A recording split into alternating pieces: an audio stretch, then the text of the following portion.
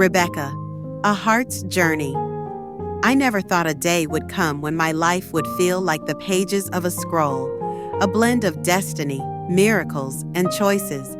My name is Rebekah, daughter of Bethuel, and my story is one of courage and choice woven into the very fabric of my being. As I stood by the well, the sun glimmered like scattered jewels on the surface of the water. My hair danced with the soft desert breeze, a curtain of auburn that I often tossed absent-mindedly over my shoulder. Each day, I came here to fill my pitcher, and as an obedient daughter, it was a responsibility I cherished. But as I peered into the depths of the well, I couldn't help but notice the ripples of fate rippling towards me. One afternoon, while I was drawing water, I noticed a stranger approaching. His camels lumbered alongside him, weary but proud. Intrigued, I focused on his eyes, intense and deep like the night sky. He looked weary, yet there was something regal about him. Would it be foolish to think he carried my fate? "Please," he said, his voice smooth as silk, "let down your pitcher that I may drink." I offered him water, pouring it from my pitcher with all the grace I could muster, my heart pounding like the drums of battle. As he drank, his gaze held mine, and in that fleeting moment, I felt the stirrings of an ancient promise whispering between us. "I am the servant of Abraham," he replied, catching my bewildered expression. My lineage, my life, everything collapsing into a singular moment. "You've come from far," I said, my curiosity piqued. "What brings you to our land?"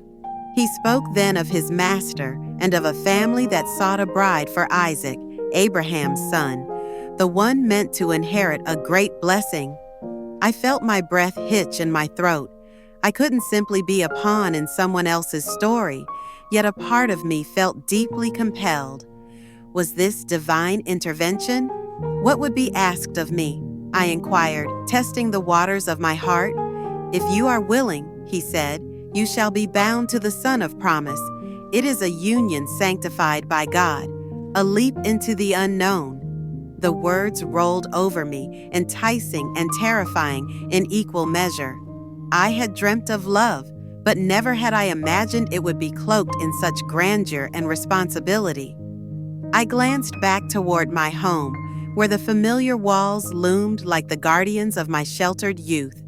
Will they understand? I pondered aloud, a torrent of uncertainties crashing within me. The servant's gaze grew serious. "Your family will recognize the hand of God in this," he assured. "Trust that your heart knows the truth." With a heart that raced like the wind, I made my choice. I would go. If this was indeed part of a great design, how could I resist? I turned toward the servant, steeling myself for the moment that felt like stepping onto a battlefield. When I announced my decision to my family, their eyes widened, fear mingling with awe. Yet I felt a sense of peace wash over me, a gentle affirmation that I was meant for more than the ordinary. The excitement in my heart was palpable, and as my family uttered their blessing, the sacred bond of family strengthened around me. I journeyed to my new home. Every mile was infused with hope and trepidation. The landscape shifted, from the stark desert to the lush fields surrounding the well of promise. Upon meeting Isaac, I was taken by his quiet strength. He greeted me beneath the bright azure sky, his eyes reflecting the essence of the well from which we had both emerged. It was there, beneath the stars that night, I felt our souls intertwining, more than a union of promises, more than an arranged marriage. We were forged by faith and divine purpose. The laughter of children echoed across my heart, the blossoming of love a testament to the choices I had made.